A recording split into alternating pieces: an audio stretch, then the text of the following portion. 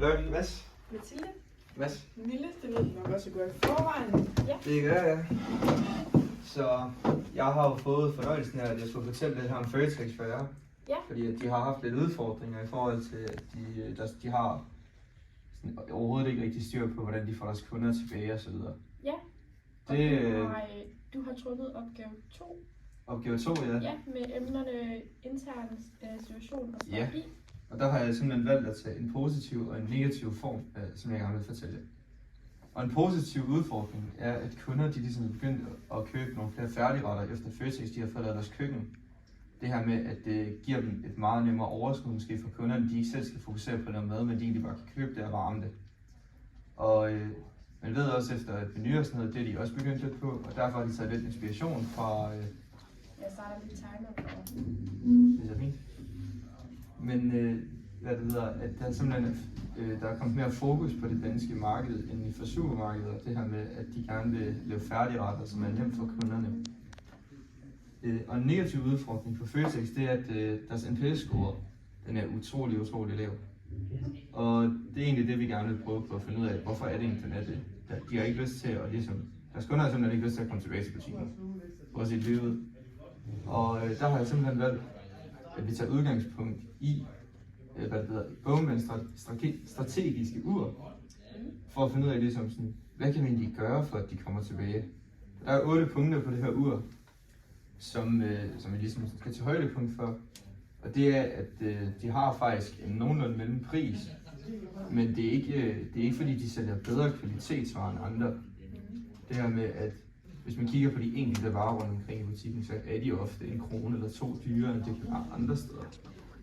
Og hvad kan vi egentlig gøre for at ændre det? Fordi at for Føtex, så er det jo Selling Group, der indebærer under det her med, at ligesom dem, der sørger for at bestille varer hjem. Og det er egentlig ikke fordi Føtex, de vil gå særlig meget ned i det, hvis nu folk de hellere eller foretrækker at handle i Netto i stedet for, da de ligesom er under samme tag. Og derfor kan vi kigge lidt på det her med, hvad kan de egentlig gøre som en hybrid, med at de ligesom sådan skal fokusere lidt på, hvordan kan vi få bedre kvalitetsvarer til samme pris. Det kan være sådan noget med at lytte måske lidt mere til kunderne. De har ofte enkelte forslag i form af, at de gerne vil ligesom få nogle lokale varer, eller de gerne vil have specifikke varer på lager, sådan noget som jeg kan købe. Og hvis der er flere kunder, der ligesom gerne vil have det, så kan det være, der er flere, der går derind for at hente stort den, måske til ugen eller til aftensmad, fordi man kan få de her specifikke varer. Det her med, at de begynder at lave færdigretter og sådan noget. Ofte vil man gerne have det lunt, hvor der allerede er lunt i forvejen. Det vil sige, at man egentlig kun kan bruge det på dagen. Så derfor skal de tænke lidt mere varieret på, hvad kan vi gøre ligesom for at, hvad kan man sige, at vi gerne vil have dem tilbage. Så det var lidt om det. Ja. Har du lidt noget til omkring den interne situation? Den interne situation her, det vil jo være ligesom det her med, hvad gør butikkerne i sig selv. Altså sådan, det her med, at de gerne vil have måske enkelte råvarer hjem, de vil også gerne have specielle og måske lidt nyere og friskere varer. Og det kan de simpelthen gøre ved, at hvis de køber noget hver dag og sådan noget. Så. Yes. Hvis jeg nu vil kigge lidt mere på den interne situation, og jeg så siger til dig, om du vil prøve at kigge på en SB-opstilling.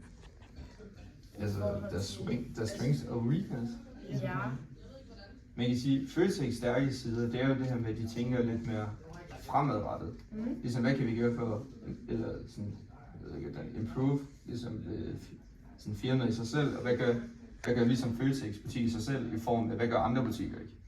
Det var dem, der startede trenden med at købe færdigretter fra et køkken. Lave de her små enkelte varer, som man ligesom kan sælge. Men der er svagheder den for det her firma, det er, vi bliver nødt til at finde ud af på hvilken måde, hvordan kan vi ligesom få de her varer, måske til altså længere tid, hvordan kan vi have det, så det måske til 2 dage, måske til en hel familie. Eller det her med sådan, hvordan får vi lyst til at få vores kunder tilbage?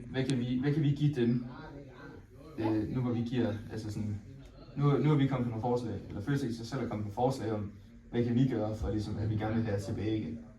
Og det her med, at Føtex måske mangler lidt, måske en information ud fra kunderne, det kunne eksempelvis være en spørgerunde, de laver, måske et spørgeskema, hvor de kan måske deltage gratis, og så få et gavekort til, eller et eller andet, hvor de kan få en færdig, for at finde ud af, hvad kan vi gøre for at blive bedre og få en højere omsætning.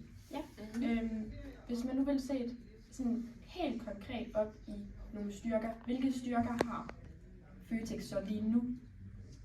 Føtex styrker lige nu, det er jo det her med, at de kan køre på, at de har sat ting ind i butikken, som ikke er i andre butikker. Ja, nemlig. Hvad med nogle svagheder? Helt konkret. Sværderne, det kan jo være det her med, at det er lidt dyrere.